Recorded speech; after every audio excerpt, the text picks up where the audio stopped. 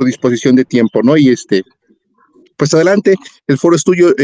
Ya podemos iniciar la grabación, por favor. Y comenzamos. Muchas gracias. Gracias, estimado. A ver, entonces, aquí estoy. Vamos a compartir ventana. A ver. Es que no veo dónde estoy. Acá estamos. Bien. Oigan, pues les agradezco mucho que estemos de nuevo aquí en esta sesión de hoy. ¿Sí se está viendo lo que estoy compartiendo? Porque yo no veo si lo ven. Sí, sí se ve. Retos de la sede judicial. Excelente. A ver, en la sesión anterior platicábamos acerca de este tema del tecnofeudalismo y cómo es una nueva forma de entender la creación de recursos, pero también la distribución de los mismos, y cómo esto se fundamenta en la inteligencia artificial para poder, pues, dicen los que les gusta algunos juegos de internet, minar, ¿no? Minar los datos que nosotros vamos dando. Y hablábamos también de la inteligencia artificial y de cómo es capaz de ser creativa. Lo esencial de la inteligencia artificial es que es capaz de ser creativa. Permítame ponerles otro ejemplo, ¿no? Que yo creo que ustedes lo entendieron muy bien, pero les pondré otro ejemplo. Si nosotros tenemos el Word común y corriente, porque hay versiones que ya tienen incorporada inteligencia artificial, pero el Word común y corriente, y le terminamos un texto y le decimos revísalo, pues nos hace sugerencias, ¿no? Pero pues son meramente sugerencias. Pero yo no puedo entrar a Word y decirle, hazme un documento, hazme un discurso sobre Josefa Ortiz Tellez Girón. Pero yo sí puedo entrar a una inteligencia artificial y decirle, hazme un discurso conmemorativo de Josefa Ortiz Tellez Girón, remarcando sobre todo su participación en el inicio de la independencia de México. ¡Pum! Y te va a crear algo, ¿no? Ahora, hemos visto algunas de las características de la inteligencia artificial. Ahorita vamos a ver rápidamente algunos de los riesgos que tiene. Y el primero y el más importante es las famosísimas alucinaciones. Déjense, los pongo con una cosa que me pasó a mí. A una inteligencia artificial le pregunté, ¿quién es Luis Octavio Vado Grajales? O sea, ¿quién soy yo? Ahora sí que me andaba buscando. Y la inteligencia me dio una serie de informaciones de mi vida que yo desconocía, muy interesantes. Disculpen. Primera, que mi mamá me tuvo cuando tenía 1 año y medio, lo cual fue sorpresivo. Segunda, que ya me morí, lo cual, salvo que el infierno sea una especie de repetición, como algunos creen, entre otros Paul Auster, pues creo que no ha pasado. No es una noticia falsa, desde luego, pero es una noticia un poco apresurada. Tercera, fui un poeta laureado, cosa que de verdad me encantaría ser. Yo creo que las artes tienen primacía sobre muchas cosas y sobre todo la poesía. Y cuarta, escribí El laberinto de la soledad. Ahí fue donde me di cuenta que la inteligencia artificial había tenido una alucinación, porque me confundió con ese insigne mexicano que fue Octavio Paz. ¿Se acuerdan que yo les decía como una especie de tarea, ¿no? Que buscaran en la inteligencia artificial a ver qué decían de ustedes? Pues a lo mejor a alguien le pasó lo mismo, ¿no? Alguien, yo soy abogado y aquí salí que soy ingeniero. Oiga, doctor, pues yo sigo vivo y dice que ya me fui hace como 50 años. Esos son alucinaciones. ¿Por qué la inteligencia artificial tiene alucinaciones? ¿Qué no es inteligente? Bueno, sabemos que hasta las mentes más inteligentes se equivocan, y entre ellas la inteligencia artificial. Acuérdense algo que platicamos en la ocasión anterior. La inteligencia artificial trabaja haciendo proyecciones estadísticas.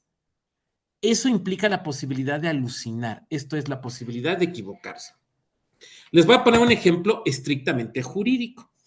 Había una inteligencia artificial, ya dejó de existir porque era bastante poco exacta, que era BARD. Y esa inteligencia artificial le pregunté, ¿de qué trata el asunto varios 912-2010 resuelto por la Suprema Corte de Justicia de la Nación en México por el Pleno? Todas y todos aquí sabemos de qué trata, ¿no? Trata de pues, el control difuso de constitucionalidad. Bueno, la inteligencia artificial se inventó que era un asunto laboral. Se inventó los nombres de ministros y ministras y se inventó hasta votos particulares. Alguien de aquí me va a decir, doctor, yo he sabido de esos casos. En Estados Unidos a cada rato, entre otros, también recientemente acaba de pasar en Argentina. Recientemente es esta semana. Les han impuesto medidas disciplinarias a abogados porque invocan, en base a la inteligencia artificial, precedentes inexistentes. Claro, esos son alucinaciones. La inteligencia artificial es proclive a las alucinaciones. Pero es más grave aún cuando hablamos de inteligencias artificiales generalistas. ¿Cuáles son las inteligencias artificiales generalistas? De nueva cuenta, las que tenemos en nuestros teléfonos, que son a las que les preguntamos cualquier cosa y de cualquier cosa parecen saber. Y entonces les puedo preguntar, por ejemplo, ¿cuál es el origen del canto mongol con la garganta? Y la siguiente pregunta que les puedo hacer es, ¿existe población emo en Arabia Saudita? Y la siguiente pregunta que les puedo hacer, o el siguiente prompt es, elabórame el contrato de arrendamiento del que platicamos en la sesión pasada. Esas son inteligencias artificiales generalistas. Mientras más general es una inteligencia artificial, parece saber de más cosas, porque tiene acceso a más bases de datos. Pero la realidad es que eso la vuelve inexacta. Eso la vuelve profundamente inexacta. Entonces, pues nos enfrentamos a ese problema. Permítame un segundo.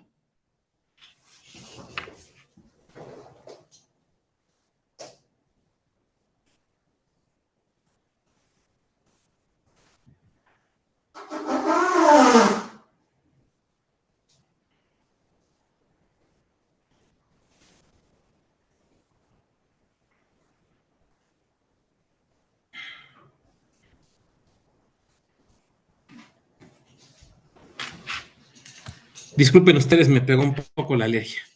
Entonces, son profundamente inexactas. Este es el primer riesgo de la inteligencia artificial. Muy común. Todas las inteligencias artificiales tienen alucinaciones. ¿Cuándo va a desaparecer la alucinación? Cuando no hablemos de inteligencia artificial, sino de computación cuántica. Vamos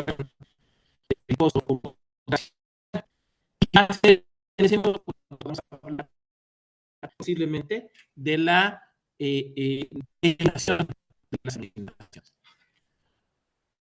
A ver, las inteligencias artificiales trabajan con dos tipos de bases: las bases de datos de entrenamiento y las bases de datos de trabajo.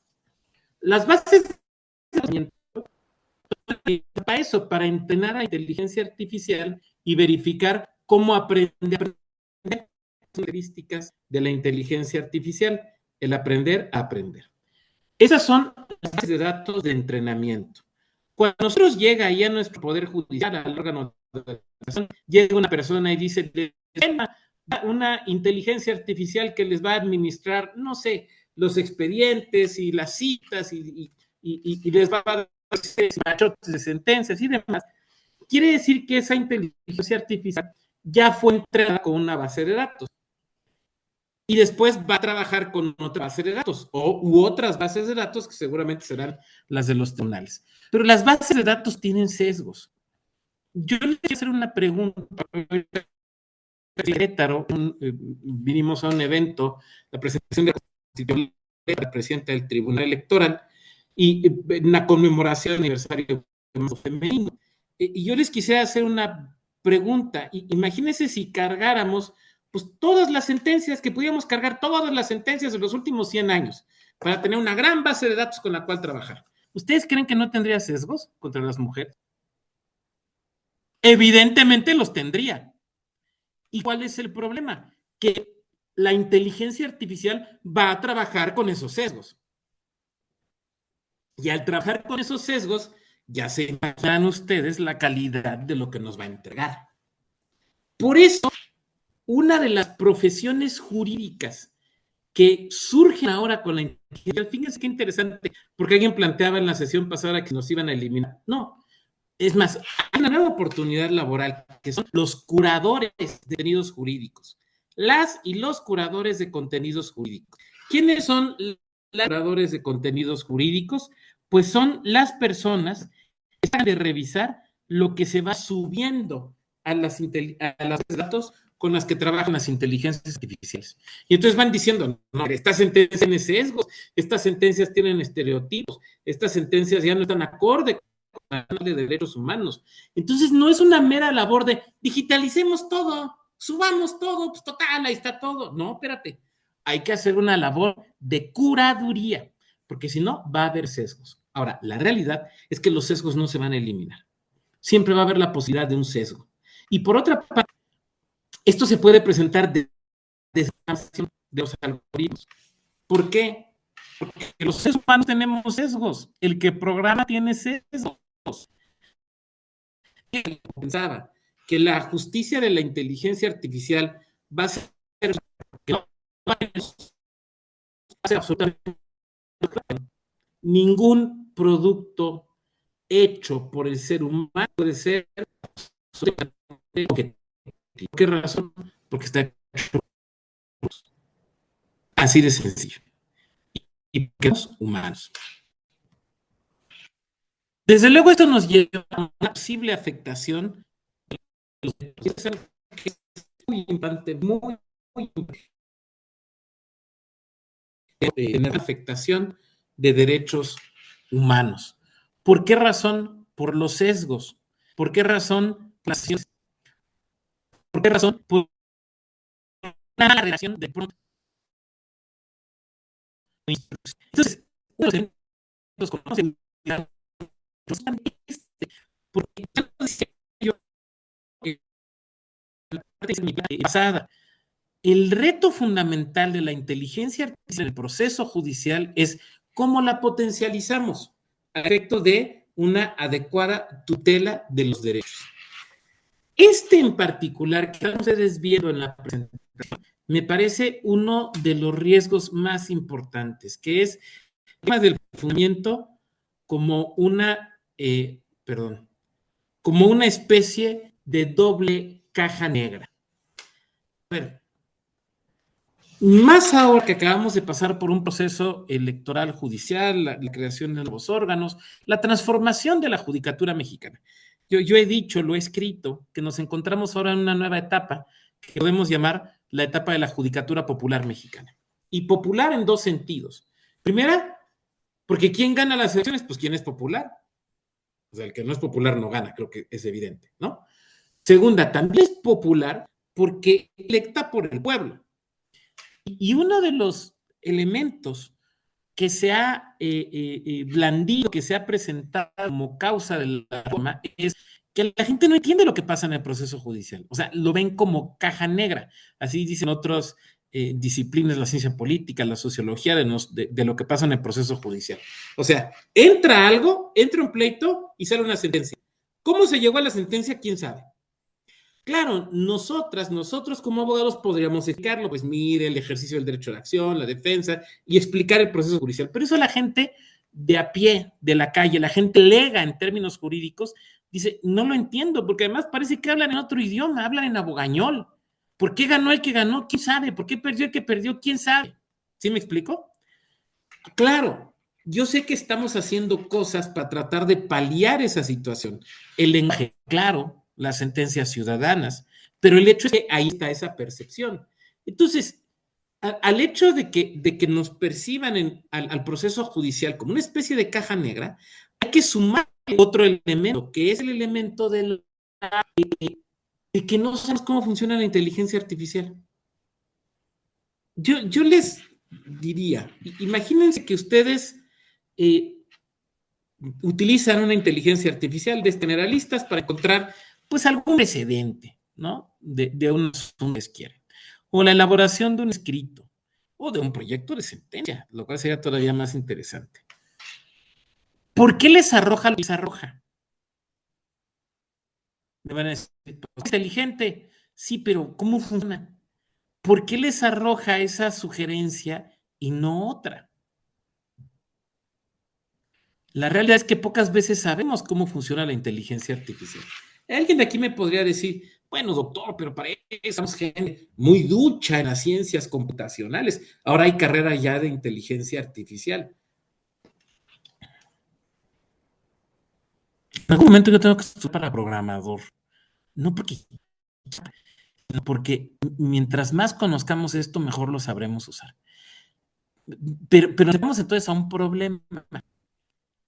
Las inteligencias artificiales, como otros programas en base al código fuente.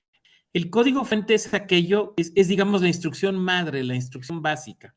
Conocer el código fuente implica saber cómo funciona la inteligencia artificial. El problema es que normalmente las inteligencias artificiales son de código cerrado.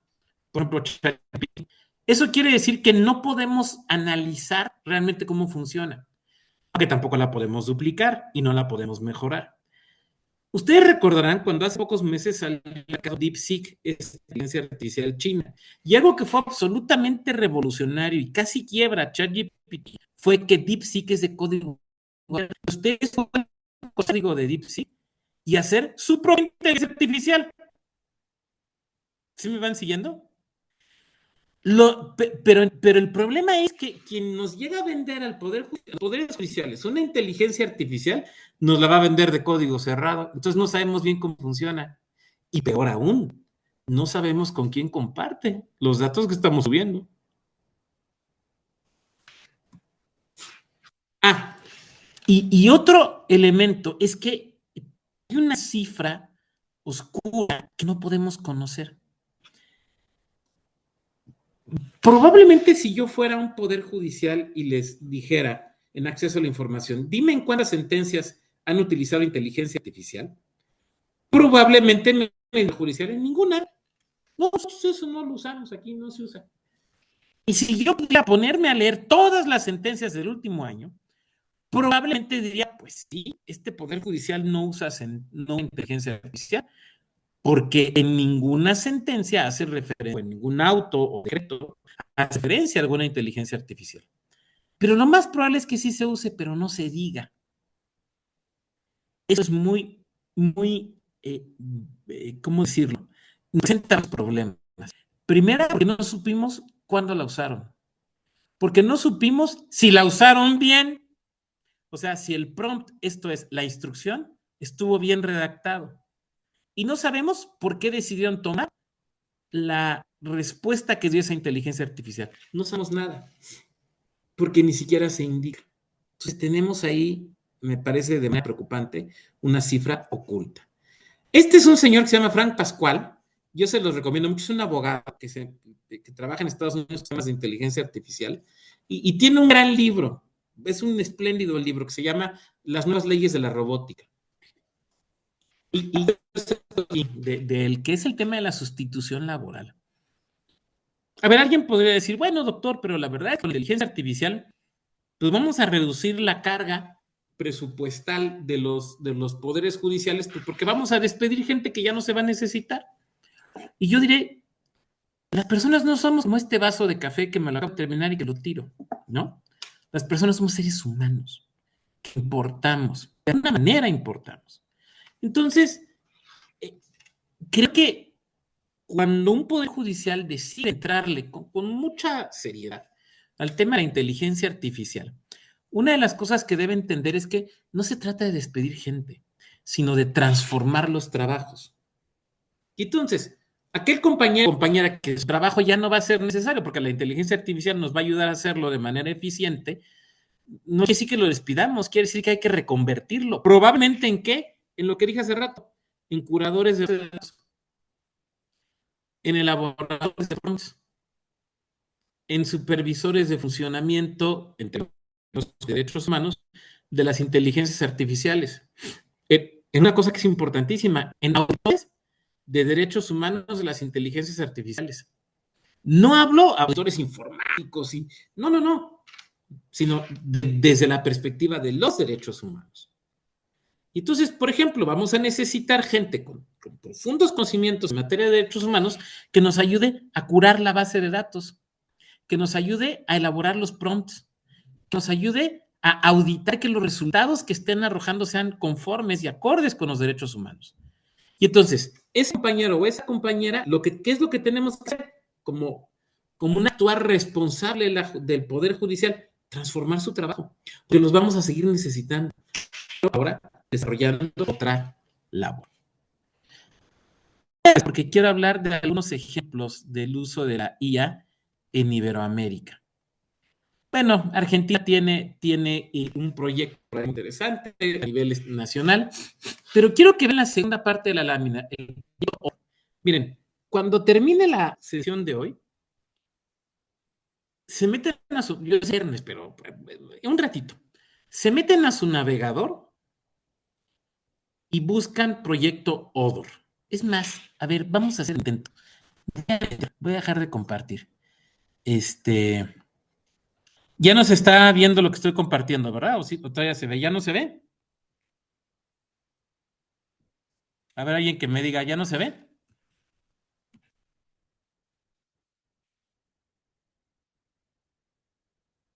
No, ya no se ve, doctor. No, ya no se ve, doctor. Bueno, vamos a entrar. Voy a entrar al proyecto Odor. Se los voy a enseñar. Es interesantísimo.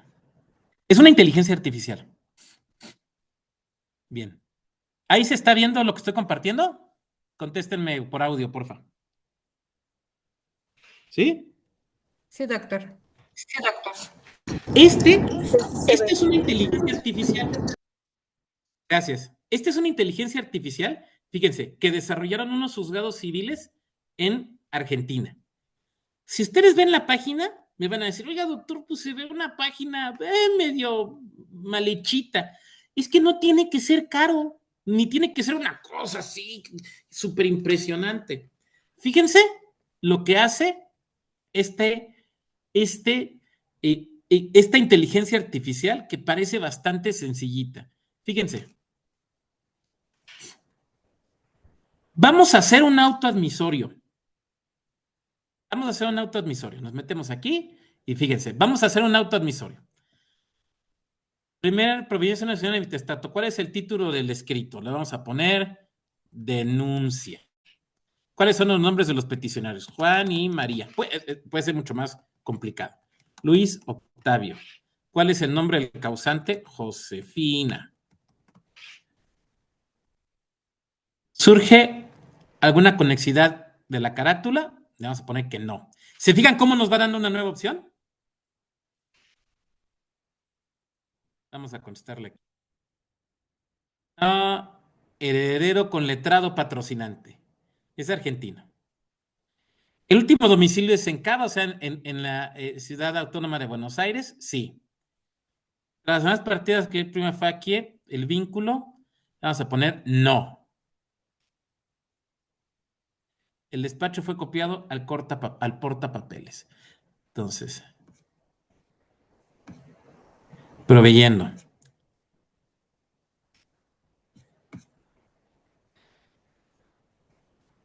Ay, dice, como prueben este compañía partidas se proveerá lo que en derecho corresponda. Ahí está. Y ya se copió al portapapeles. Déjenme ver si lo puedo pegar aquí.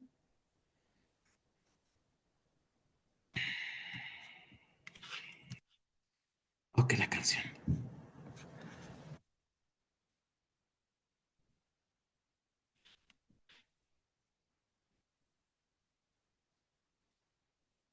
Ahí está.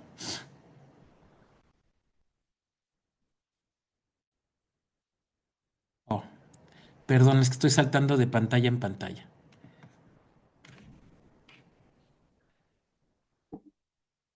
Compartir. Ventana. Aquí está. Ya me generó la primera prevención. Esta está muy sencilla porque la hicimos aquí de rápido, vamos a decirlo así. Pero la verdad es que pueden hacerlo. O sea, es como una especie de machote que ustedes, de árbol de decisiones, mejor diríamos, que ustedes van llenando y al final les va a arrojar, tengo que enchufar esto, y al final les va a arrojar el auto admisorio. Aquí, insisto, fue algo muy, muy sencillito, pero les va a arrojar al final el auto admisorio. Y esa es una inteligencia artificial bastante, vamos a decirlo así, simple. Pero les diría algo, lo que hace es, evidentemente, servir para la elaboración de documentos. Y esa es una de las finalidades más comunes que buscamos con la inteligencia artificial. Ahora, a mí la verdad es que el proyecto Odor me gusta mucho porque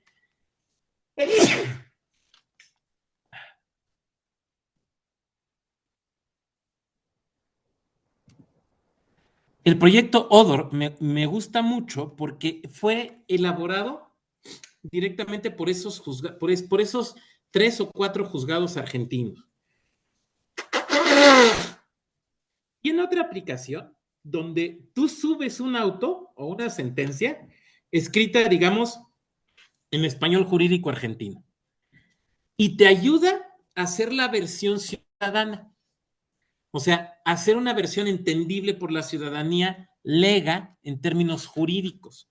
Ahora que nos interesa tanto, con mucha razón, la justicia clara, la justicia entendible, pues ese tipo de documentos o de ayudas resulta muy útil.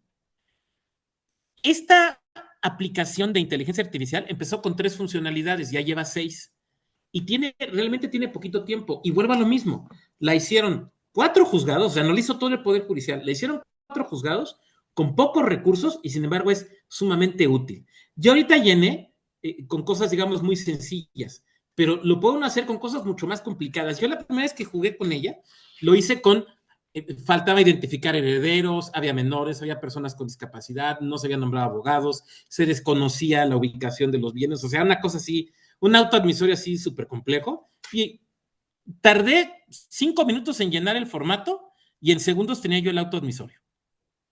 Ahora, lo que no hace el proyecto Odor, y creo que eso está muy bien, no inmediatamente lo vincula al expediente y lo manda para firma.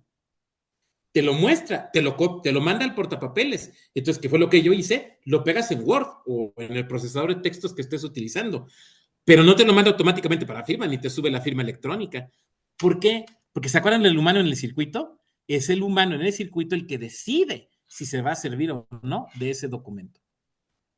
En Brasil hay algunas que son muy interesantes. Bueno, la Sócrates, que es del Tribunal Supremo, que tiene varias facilidades o varios usos que son muy interesantes. Primero, te agrupan las demandas no solo por materia, sino digamos por el tema de fondo, ¿no? Que se está trabajando. Y te puede brindar precedentes. Me van a decir, pues es como un buscador de jurisprudencia. No, esto es mucho más potente. O sea, imagínate que a ti como juez, ¡pum!, te llega por turno electrónico, te llega la demanda electrónica, pero no solo te llega la demanda electrónica, sino te llegan automáticamente 4 o 5 precedentes aplicabilísimos al asunto, exactamente aplicables. O sea, ya no los tienes ni que buscar. Eso es lo que quiero decir. Eso es sumamente potente, sumamente potente. O sea, te está dando lo que tienes que trabajar y te está dando el material fundamental. Imagínese una jurisprudencia, una inteligencia artificial, porque además ya hay muchas de estas, ¿no? Te llega la demanda, te llegan los precedentes de tu propio tribunal, no sé, de tribunales federales, de la Corte Interamericana, tratados aplicables, soft law, todo el material jurídico con el que tienes que construir la premisa mayor del silogismo de la sentencia cuando tengas que elaborar. O sea, la verdad es que es sumamente útil. Entonces, estas son, digamos, inteligencias artificiales, Proyecto Odor y esta, para trabajar desde los tribunales. Pero hay otra que se llama la Judy, que es muy interesante del Tribunal de Sao Paulo, que está pensada en los justiciables. Es una especie de chatbot de primeros auxilios jurídicos. Está pensada en la gente a la que le cae una demanda. Híjole, pues ¿qué es una demanda? ¿Qué es un juicio? ¿Qué es eso de ordinario civil? Te va a dar orientación jurídica básica. Ojo, no te va a dar servicios de abogado. O sea, no es que la inteligencia artificial sea tu abogado, es que te va a dar información básica. Te va a dar información básica. ¿Para qué? Para que puedas trabajar con ella. no trabajar, sino para que tú como ciudadano tengas la información mínima necesaria y sepas que tienes 15 días para contestar la demanda y que tal fecha se te vence, así que mejor búscate un abogado una vez, búscate una abogada, porque si no, ¿qué quiere decir denuncia? Pues quiere decir que usted esté metido en un asunto penal, busque un abogado penalista. Te va a dar información básica que permite orientar a las personas. ¿Para qué? Pues por lo menos para que puedan meter las manos, no para que se autodefiendan, insisto, no para que la inteligencia artificial las defienda, pero sí para que puedan contextualizar qué es a lo que se están enfrentando. Colombia, vamos a hablar bastante de Colombia. Tiene una inteligencia artificial que se llama Pretoria, que sirve para las acciones de tutela en materia judicial y que hace un poco lo que hace Sócrates, lo que yo ya comenté. O sea, se te turna el expediente, perdón, es de trabajo.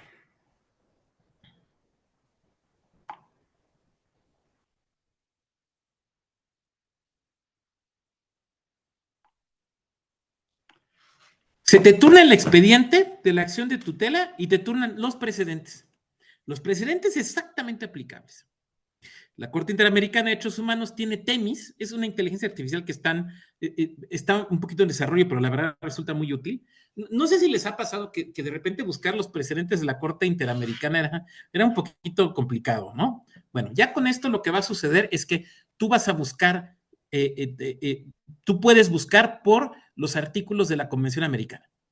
Y entonces es mucho más fácil encontrar los precedentes. La verdad es que se ha vuelto algo muchísimo más sencillo. Bueno, España, en México hemos tenido Julia y el Tribunal Electoral del Poder Judicial de la Federación ya tiene una que se llama Alfonsina. Hay muchos otros ejemplos. O sea, yo no, o sea, no pretendo agotar los ejemplos, pretendo ser más o menos ilustrativo. Por ejemplo, los tribunales ingleses tienen una inteligencia artificial pensada en los periodistas y las periodistas que cubren la fuente judicial, que les ayuda a entender las sentencias. Entonces suben una sentencia, no sé, de algún tribunal británico y se las traduce del inglés jurídico técnico al inglés plain, ¿no? O sea, el inglés, digamos, común y corriente. ¿Para qué se utiliza la inteligencia artificial en América Latina? Pues se usa para varias cosas, entre las cuales destacan, pues, los buscadores jurídicos superpotenciados, como ya comentaba, la catalogación de asuntos, la organización administrativa, por ejemplo, asignar fechas de audiencias, la anonimización de datos. Esto es súper interesante. Ustedes saben que ahora tenemos en los poderes judiciales locales la obligación de subir las versiones públicas de todas las sentencias. El problema es que hay que anonimizar cosas, ¿no? Entonces, hay aplicaciones de inteligencia artificial que te ayudan a eso. Tú subes una sentencia, le pides que realice la anonimización, identifica lo que tiene que anonimizar y ¡pum!, lo marca, ¿no? Le pone estas cositas negras, estas marcas negras para que no se pueda leer. Ahora, insisto, siempre bajo la supervisión de una persona, ¿no? Siempre bajo la supervisión de una persona. El tema de asesoría, como ya comentábamos, la capacitación y desde luego la elaboración de documentos, como el proyecto ODOR. Ahora, eso nos lleva a preguntarnos, ok, sí, la elaboración de documentos, pero ¿hasta dónde? Y entonces, vamos a avanzar. Perdón, es que mis ojos no andan muy bien aquí. Aquí está.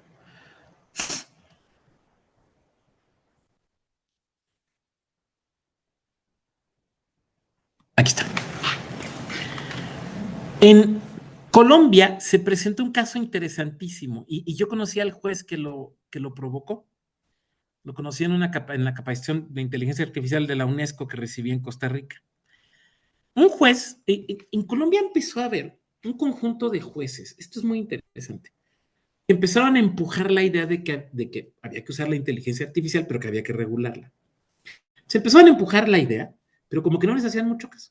Entonces un juez en un asunto de menores utiliza la inteligencia artificial para el dictado de la sentencia, cosa que probablemente otros jueces habían hecho, pero la diferencia fue que este juez lo que hizo fue decir en la sentencia que utilizó la inteligencia artificial, decir cuál inteligencia artificial utilizó, cuál fue el prompt, qué fue lo que la inteligencia artificial le sugirió, ¿Qué fue lo que tomó de lo que le dijo a la inteligencia artificial? O sea, fue absolutamente transparente. Los abogados montan en cólera, los que perdieron, obviamente, impugnan, se van ante la Corte Constitucional en una acción de tutela, y entre lo que impugnan, pues fue el uso de la inteligencia artificial. La Corte Constitucional lo que decidió fue a inicios del año pasado, fue finales de 2024. Lo que decidió fue, sostuvo la sentencia, o sea, la sentencia estaba bien dictada, o sea, el razonamiento había sido correcto, pues, o sea, no había alucinaciones ni cosas así. Pero le dijo al Consejo de la Magistratura de Colombia, emite unos lineamientos que regulen el uso de la inteligencia artificial en sede judicial. Ojo, no le dijo al legislativo, haz una ley. Le dijo al propio judicial, al Consejo de la Magistratura, haz unos lineamientos que regulen la manera en la que se utiliza la inteligencia artificial. Y vamos a ver aquí cuáles son estos elementos, porque van a dar lugar a algunas reflexiones muy interesantes. Aquí vamos a analizar ya propiamente los lineamientos. Primero, ¿cuál es el objetivo de estos lineamientos? Y no solo de los lineamientos, sino del uso de la inteligencia artificial en sede judicial, mejorar el acceso a la justicia. O sea, los colombianos no dijeron hacerla más rápida, hacerla más barata, hacerla más popular, hacerla más cercana a la gente. No, mejorar el acceso a la justicia. Se fijan en una serie de principios como, por ejemplo, la primacía de los derechos, antes que otra cosa los derechos, las buenas conductas y la no sustitución de la racionalidad humana. Es lo que otros han dicho, el derecho a ser juzgado por humanos. Se permite el uso informado, supervisado, controlado y con verificación humana de la inteligencia artificial. ¿Pero cuáles? De las inteligencias artificiales que sean previstas o habilitadas por el propio Consejo de la Magistratura. No la que a ti se te ocurra, no la que inventó tu prima, no la que traes aquí en el teléfono, no la que estás acostumbrado, no, ni madres, perdónenme el tecnicismo. El Consejo de la Magistratura decide, puedes usar esta y esta y esta, y además yo te proveo de esta. Ah, pero yo tengo esta, no, ni madres, esa no la puedes usar. ¿Por qué? Porque tienen que ser inteligencias artificiales dedicadas a lo judicial, esencialmente para eso. Deben ser entonces herramientas que están sujetas a esa utilización. Por eso se prohíbe la inteligencia artificial de uso general. Porque es la más propensa a las alucinaciones. ¿Por qué razón? Porque no está conectada a base de datos especializadas, sino vayan ustedes a saber con qué está conectado. Y debe hacerse un uso transparente. ¿Eso qué quiere decir? Que se tiene que hacer de la manera en la que lo hizo el juez que provocó todo esto.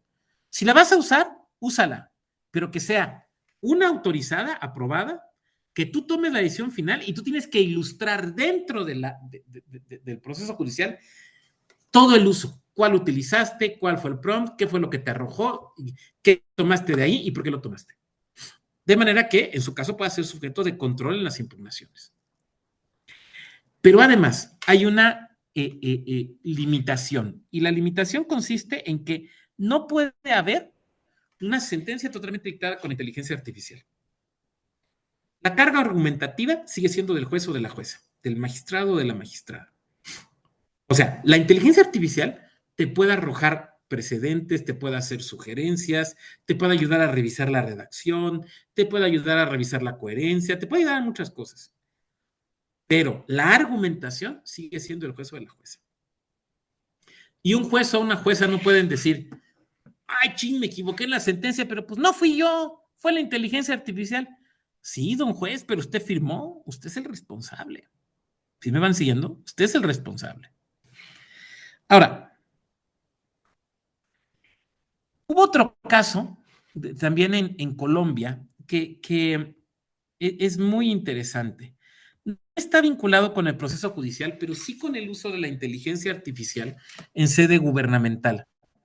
Tiene que ver con una inteligencia artificial que se usó en Colombia en la época del COVID para que la gente pudiera detectar si tenía algunos síntomas, agendar citas para la toma de muestras y cosas por el estilo. Entonces, un particular solicitó el código fuente, la Secretaría de Salud de allá de Colombia le dijo, no te puedo dar el código fuente, porque era el código cerrado.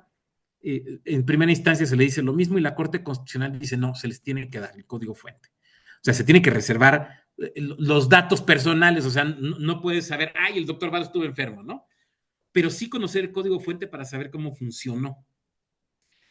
Y decidió algo muy interesante en ese asunto la Corte Constitucional colombiana, que todas las inteligencias artificiales que usen los órganos de gobierno de Colombia tienen que ser de código abierto. ¿Para qué? Para que pueda haber un control ciudadano sobre el mismo. Se pueda supervisar y se pueda saber cómo está funcionando. Así se pueden detectar sesgos, errores, tendencias, ¿no? Y se puede además mejorar. Yo creo que esto es importante porque yo creo que nosotros le debemos apostar en los poderes judiciales a eso, a inteligencias artificiales que sean de código abierto. ¿Cuáles son algunos elementos que yo creo que tenemos que tener presente para regular en sede judicial? A ver, lo primero que les diré es lo siguiente. México le va a entrar al tema de inteligencia artificial. Nuestra presidenta ya ha hablado de eso, ha hablado de la creación de un Laboratorio Nacional de Inteligencia Artificial y permítanme decirles que es un tema de soberanía digital, es un tema importante. O sea, más allá de lo tecnológico, en este contexto del tecnofeudalismo, es realmente un tema importante. Entonces, le tenemos que entrar. Me van a decir, pero no hay ley. Ok, de acuerdo. Se están trabajando las políticas públicas y en su momento habrá una ley. Es que no podemos hacer nada. No, sí pueden hacer y mucho. Y yo creo que tienen que hacer todos los poderes judiciales, que es empezar a reglamentarlo. ¿Cómo van a utilizar en los poderes judiciales la inteligencia artificial? ¿Y eso cómo lo pueden hacer? Pues dependiendo la distribución interna de competencias, ya sea por medio del órgano de administración judicial o por los plenos de los supremos tribunales o tribunales superiores, lo que pueden hacer es empezar a emitir lineamientos, como lo hizo Colombia.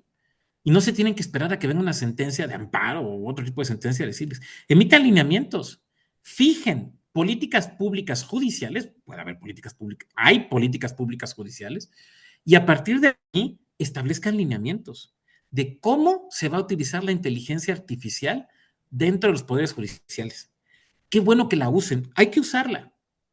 Aquí hemos hablado de la parte jurisdiccional, pero en la parte administrativa, por ejemplo, para controlar, para asignar audiencias, fechas, citas y más, es potentísima, es utilísima, ¿no? Claro que hay que usarla. Hay que distinguir entre la inteligencia artificial que vamos a usar para fines, digamos, puramente de administración y la inteligencia artificial que vamos a utilizar para fines propiamente jurisdiccionales. Los poderes judiciales tienen que definir, por ejemplo, si van ellos a desarrollar sus propias inteligencias artificiales, lo que perfectamente pueden hacer, y ni siquiera es necesariamente tan caro, porque se pueden basar en inteligencias artificiales que ya existen de código abierto. Pueden tomar sus códigos, por eso es código abierto. O sea, no le están robando nada a nadie, eso es lo que quiero decir. O contratar inteligencias artificiales que ya existan. Esa es otra política que tienen que definir. Pero la pregunta fundamental es, ¿para qué? Yo creo, si a mí alguien me preguntara, ¿y usted para qué cree que debe ser? Yo diría, para potenciar derechos. Yo no tendría ninguna duda. Debe ser esencialmente para potenciar derechos. Y aquí les quiero presentar algunas sugerencias de elementos que se tienen que considerar para regular adecuadamente la inteligencia artificial en sede judicial. Primera, tener como principal objeto la protección de derechos humanos. Sí, claro, nos vamos a ahorrar dinero, sí, claro, los procesos van a ser más rápidos, pero ya que el proceso sea más rápido es de entrada un tema de potencialización de derechos humanos. Entonces, ¿para qué los tenemos que utilizar? Para potenciar derechos humanos. Segunda, debe ser una responsabilidad y una decisión institucional. O sea, debe ser el órgano competente dentro de la judicatura. Insisto, a nivel federal me queda claro, es el órgano de administración judicial. A nivel local, pues no sé si sea ese o sea el pleno del Tribunal Superior o del Tribunal Supremo, pero debe haber una responsabilidad institucional, o sea, debe haber una decisión del órgano que dirige que diga, le vamos a entrar. No nada más de que, pues hay un juez quiere, y una proyectista es muy buena en eso, y un secretario de acuerdos tomó un curso de hacer prompts. No, o sea, qué bueno que lo hagan, pero debe ser una decisión del tribunal. Vamos a entrarle. Vamos a entrarle. Y no solo vamos a entrarle, sino cómo le vamos a entrar. Porque eso también implica, por ejemplo, asignación de recursos. Entonces, bueno, me parece que ese es un tema muy importante. Pero también una responsabilidad personal. de cada uno de quienes trabajamos en la judicatura, de cómo vamos a utilizar la inteligencia artificial, que hagamos un uso responsable de la inteligencia artificial. Perdón.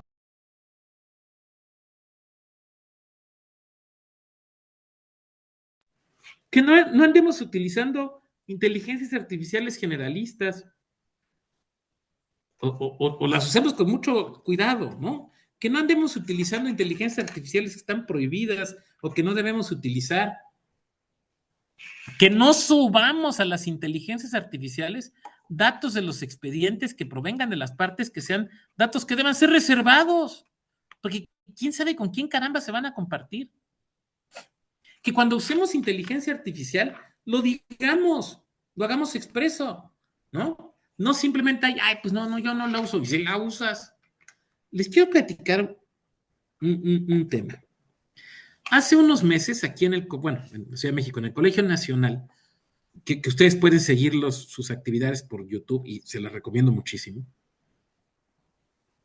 Uno de los grandes expertos a nivel mundial de inteligencia artificial, que es mexicano, es miembro del Colegio Nacional, el doctor Carlos Coello, dio un seminario sobre inteligencia artificial interesantísimo y platicaba que un día invitaba el mero de Oracle, no me acuerdo si el dueño o el CEO, o sea, el de hasta arriba, pues, invitó a varios expertos de inteligencia artificial del mundo pues, a una reunión y estaban platicando. Fue el doctor Coello, mexicano, chiapaneco. Y platicaba que les contó una experiencia muy peculiar, que Oracle hizo un proceso de selección de programadores, de personas para hacer programación, hombres y mujeres. Entonces convocaron a los estudiantes egresados de las universidades top de Estados Unidos en materia de informática que tenían las mejores calificaciones de programación. O sea, en teoría, puro genio y pura genio. Y entonces, bueno, pues los convocaron para un proceso de selección, no los iban a contratar a todas y a todos, y la parte más importante era un examen de programación. Tenían que programar, era un examen práctico, había que programar. Y tronaron, todas y todos. Cuando les preguntan por qué reprobaron, es que ninguno sabía programar. Lo que sabían era hacer el prompt, o sea, la instrucción, para que la inteligencia artificial programara por ellos. Pero eso no es saber programar. ¿Sí me van siguiendo? O sea, no es lo mismo que tú sepas muy bien cómo pedirle a la inteligencia artificial que haga algo, a que tú lo sepas hacer. ¿Qué era lo que había pasado? ¿Por qué habían sacado tan buenas calificaciones? ¿Por qué habían hecho trampa? O sea, no habían dicho que utilizaban inteligencia artificial. Entonces, por eso digo que también pasa por un tema de responsabilidad personal. La capacitación permanente. No solo cuestiones introductorias como puede ser esta charla que con mucho gusto tengo con ustedes, sino cosas más profundas, ¿ok? Supongan que un tribunal decide, vamos a utilizar tal inteligencia artificial, ¿ok? Ahora hay que entrenar a la gente, ahora hay que capacitarla, para que según el puesto que tenga dentro de la estructura sepa para qué la puede usar, cómo la debe de usar, qué cuidados debe de tener, cómo lo debe plasmar. Pero no podemos simplemente decir, pues ahí píquele, o como muchos, perdón, me están escribiendo aquí de ustedes.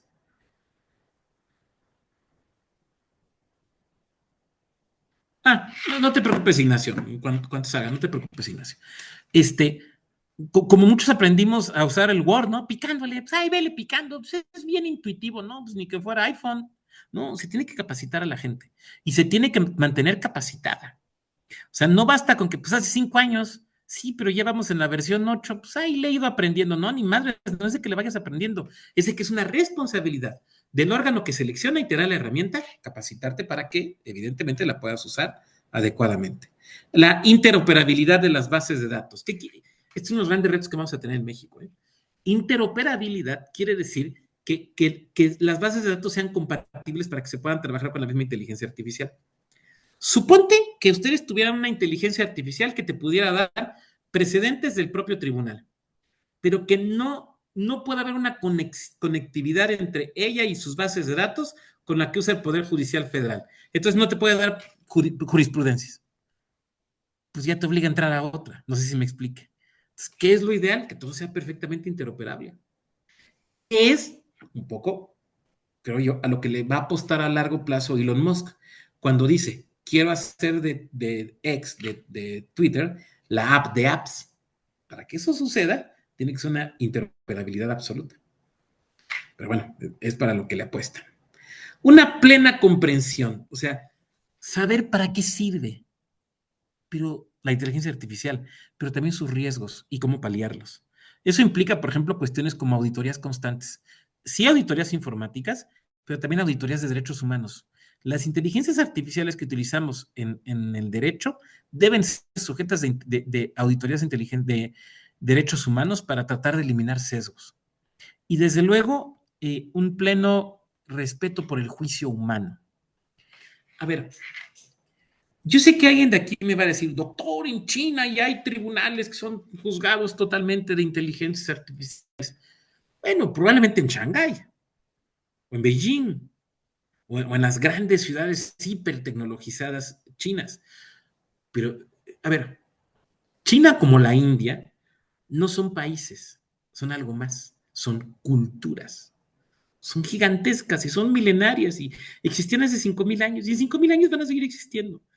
Por eso cuando Estados Unidos amenazaba con que los aranceles y demás, ¿se acuerdan aquel video del funcionario chino que decía, we don't care, no nos importa, no nos importa, existimos 5,000 años antes que ustedes, existiremos 5,000 después que ustedes. Juguemos a lo que quieran jugar, para quien se cansa primero. Pero en el resto de China, quién sabe si eso sea así. Yo lo planteaba en la sesión anterior. Hay casos donde las sentencias parecen automáticas. Yo ponía el ejemplo de un ejecutivo mercantil con un cheque en rebeldía, con un pagaré en rebeldía. De verdad ahí hay una gran labor de investigación y el juez Hércules. Y la función es casi automática, ¿no? Yo lo decía y creo que podríamos sostenerlo. Un estudiante avispado o una estudiante avispada de los últimos semestres de preparatoria probablemente podría ser la sentencia. Pero aún así, yo creo que el juicio humano es ineliminable, porque el juicio humano es distinto de la inteligencia artificial. ¿Por qué? Pues por las razones que dije en la sesión anterior, porque la inteligencia artificial no es totalmente, no es lo mismo que la inteligencia humana, no es lo mismo que la inteligencia humana. Estamos llegando al final de mi exposición, pero tenemos un buen rato todavía. Lo quiero dedicar a las preguntas y comentarios que ustedes quieran hacer. Ojalá tengan muchas, de verdad. Pero les quiero ir dejando mis formas de contacto, ahí las pueden ver. Constantemente comparto en Twitter, bueno, ahora X, comparto información sobre inteligencia artificial y proceso judicial. Mi tesis de postdoctorado es sobre el tema, creo que se los platiqué, inteligencia artificial y derechos procesales de personas adultas mayores por la Universidad de Salamanca, en España. Y les dejo también mi TikTok, si me quieren seguir. Estoy como el profe Vado, o sea, ahí está el arroba, pero me encuentran como el profe Vado. No hago retos ni bailes, bueno, a lo mejor sí, pero me tendrían que seguir para saberlo. Y bueno, ahí están las formas de contacto que me gustaría mucho interactuar con ustedes. Yo se las dejo. Y si les parece, ahora déjense venir los comentarios, los planteamientos, las experiencias que ustedes me quieran compartir. Para mí va a ser muy interesante. Miren, en la Universidad de Chiriquí, la Universidad Autónoma de Chiriquí de Panamá, acabo de terminar en maestría la materia de, perdón, es que me están escribiendo en la oficina, disculpen.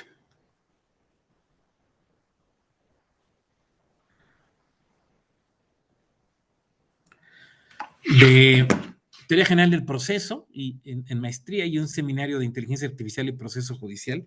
Y para mí fue muy interesante que los compañeros de Panamá y las compañeras de Panamá lo que me decían es que había una percepción de corrupción en mucha gente. Obviamente la gente de la judicatura se defendía y decía que era inexacta, pero que existía esa percepción.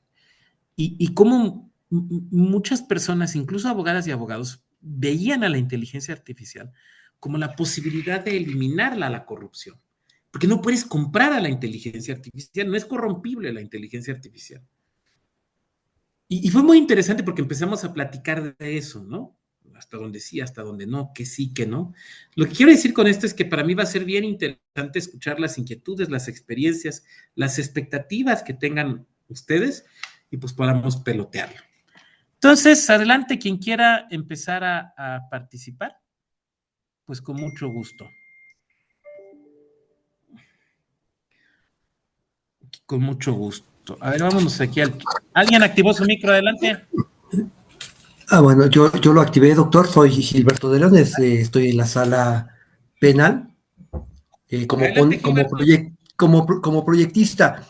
Y digo, he tenido oportunidad de escuchar en otros momentos distintas introducciones a la inteligencia artificial. A mí la verdad es que me ha encantado su exposición, la del pasado martes, perdón, la del pasado miércoles y la de hoy, que por un defecto de lectura, y a esa donde voy, por un defecto de lectura me quedé con la idea de que era de 5 a 7 y ahí estoy hasta haciendo guaje para conectarme a las 5 cuando era desde las 4. Y justamente pongo esta mención porque algo de lo que a mí me parece que adolecemos y que la experiencia y la inteligencia artificial no nos puede suplir es en la capacidad de comprensión y de lectura. Me puse como ejemplo porque no leí completamente la invitación, no leí completamente el mensaje de bienvenida y me fui con la finta. En mi experiencia en el Poder Judicial, me he dado cuenta que damos por sentado que lo primero que leímos o lo último que leímos es lo que nos da una idea general de todo el asunto, ¿no?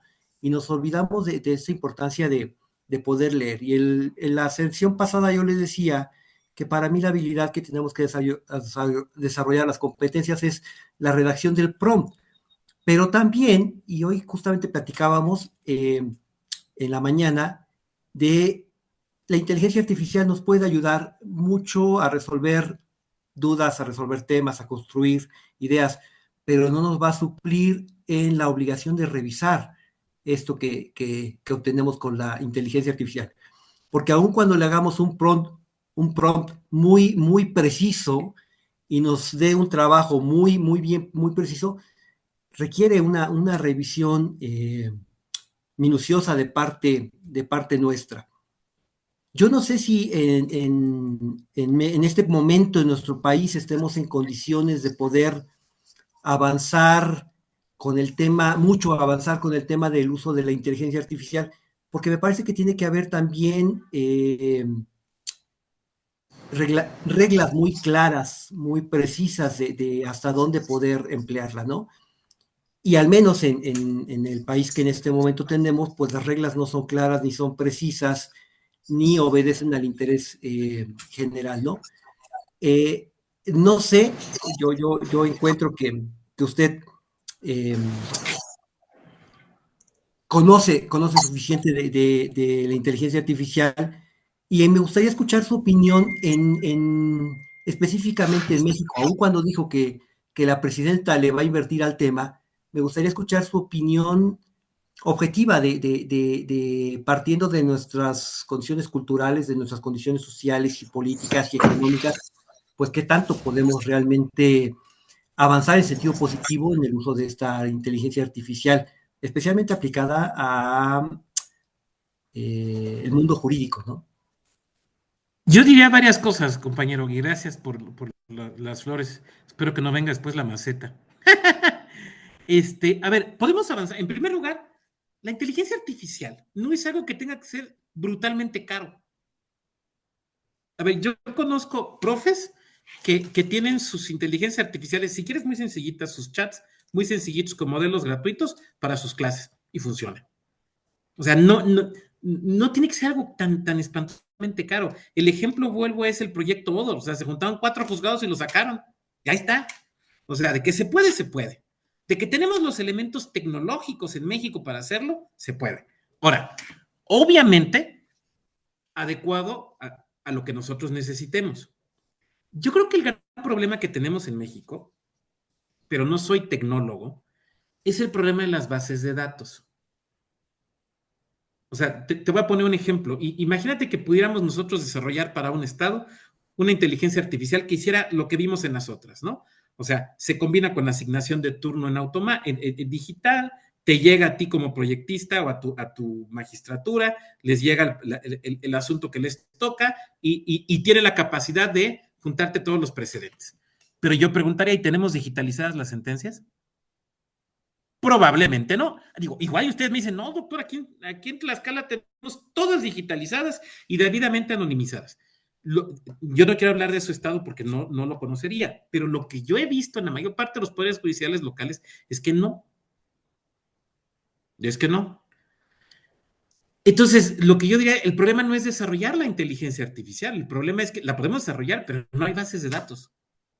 No sé si me expliqué. O sea, el problema lo tenemos del otro lado.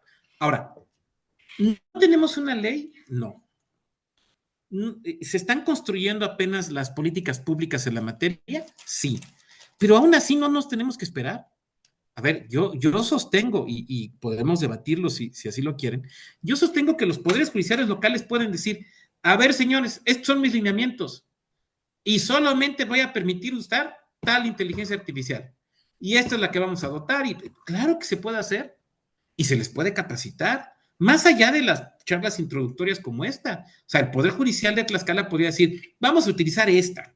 ¿Por qué? Pues por estas y estas razones. Y vamos a capacitar al personal, y vamos a capacitar, y a usted como encargado de hacer proyectos de sentencia, lo vamos a capacitar para usarla para esto, y a la compañera que es la secretaria administrativa que se encarga de los turnos, le vamos a capacitar en la otra que lleva la parte administrativa, y el compañero actuario lo vamos a capacitar para que sepa cómo utilizarla para tal cosa.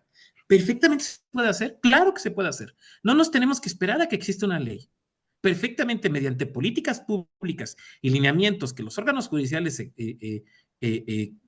aprueben, se puede hacer.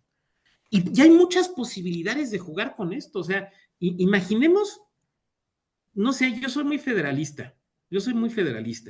Imaginemos que se juntan los poderes judiciales de Tlaxcala, de Veracruz, de Puebla y de Campeche, porque ni siquiera es que tengan que ser colindantes. Y entre todos juntan sus recursos tecnológicos, su personal, su billete y desarrollan su propia inteligencia artificial. ¡Maravilla! Y de que se puede, claro que se puede. Entonces yo creo que sí le podemos entrar. No es que sea un ciberoptimista, sino que más bien no veo razones para el que no. Yo veo muchas razones para hacerlo. Yo creo que tenemos que hacerlo. Muchas gracias, José Juan. Te agradezco. Gracias, doctor. Muchas gracias. ¿Quién más?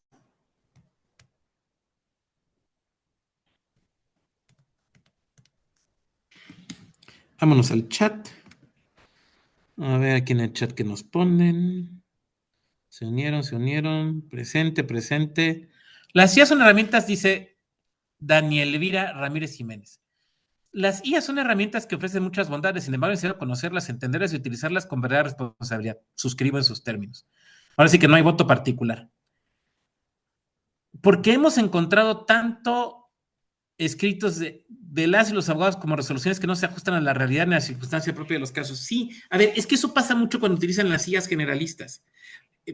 Si ustedes siguen estos temas en X o en otras plataformas, se habrán fijado, yo creo que cada semana, a mí al menos, bueno, pero ando en el tema, me salen 2 casos de este tipo, casi siempre uno de Estados Unidos y otro de otro país. El último que vi fue de Argentina. De un juez, una jueza, una abogada que se inventaron precedentes. Pero ¿saben por qué sucede? Esencialmente, porque utilizan inteligencias generalistas. Por eso, es que para esta chamba, no hay que utilizar inteligencias generalistas, perdón. No sirven para eso. Son las que más tienden a alucinar. A ver, ¿tú crees que no sé, cualquiera que traigas aquí? A ver, si tienen Facebook, todos tienen la inteligencia artificial que se llama Meta. ¿Ustedes creen que Meta es especialista en precedentes judiciales en derecho de daños en México? Ni madres. No. ¿A qué acceso de bases de datos tiene? ¿Quién sabe de quién sabe dónde y de quién sabe con qué certeza?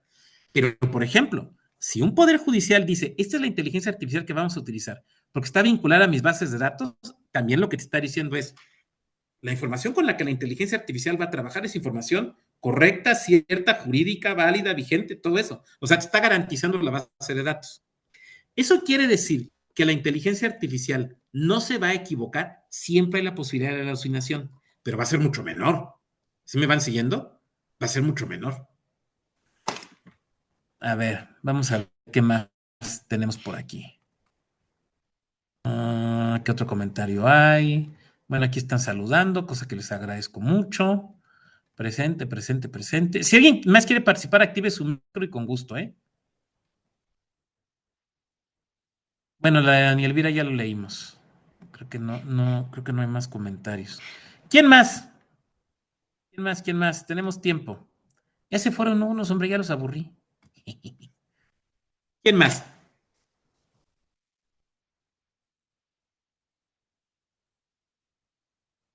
¿Quién más?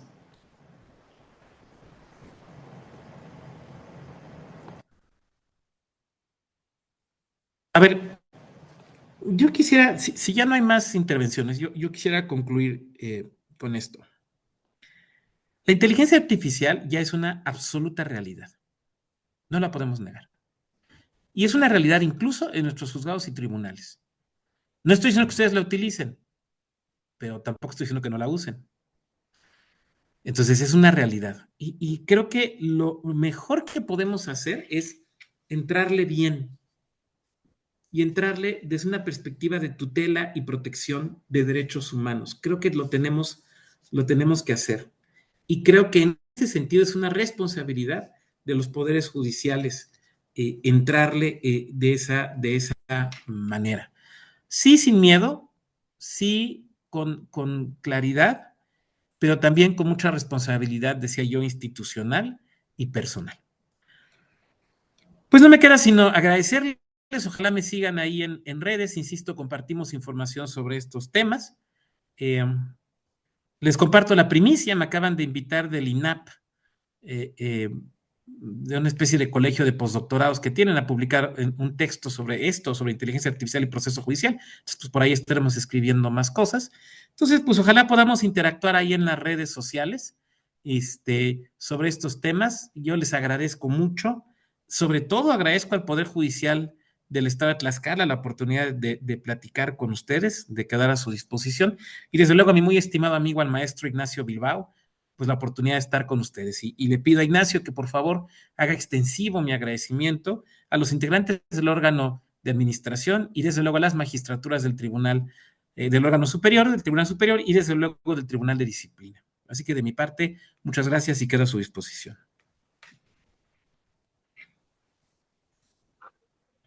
Muchas gracias, estimado doctor Vado. La verdad te agradecemos en el Poder Judicial tu tiempo, tu disposición. Ha sido para nosotros dos charlas bastante interesantes. Creo que nos dejas lecciones importantes. Yo en lo particular me quedo con lo que nos mencionas. El reto principal de la inteligencia artificial no es la inteligencia en sí misma en cuanto a la aplicación, sino la base de datos que la va a alimentar, ¿no? Y a partir de eso es como y a partir de eso creo que es donde podemos empezar a construir certezas en favor de los justiciables y cómo irle perdiendo el miedo como funcionarios judiciales. Entonces, con eso me quedo. Te agradezco mucho tu tiempo. Esperemos poder tenerte de vuelta aquí con nosotros próximamente. Digo, no solamente con temas de inteligencia artificial, sino también porque eres un destacado procesalista. Y gracias, bueno, pues, gracias. La verdad que le estamos apostando mucho a ese tipo de capacitación en el Poder Judicial. Entonces, muchas gracias. Ignacio, y muchas gracias a todas y a todos. Va a ser un gusto seguir coincidiendo. Hasta luego. Gracias, excelente fin de semana. Un abrazo. Gracias, doctor. Hasta luego. Hasta luego.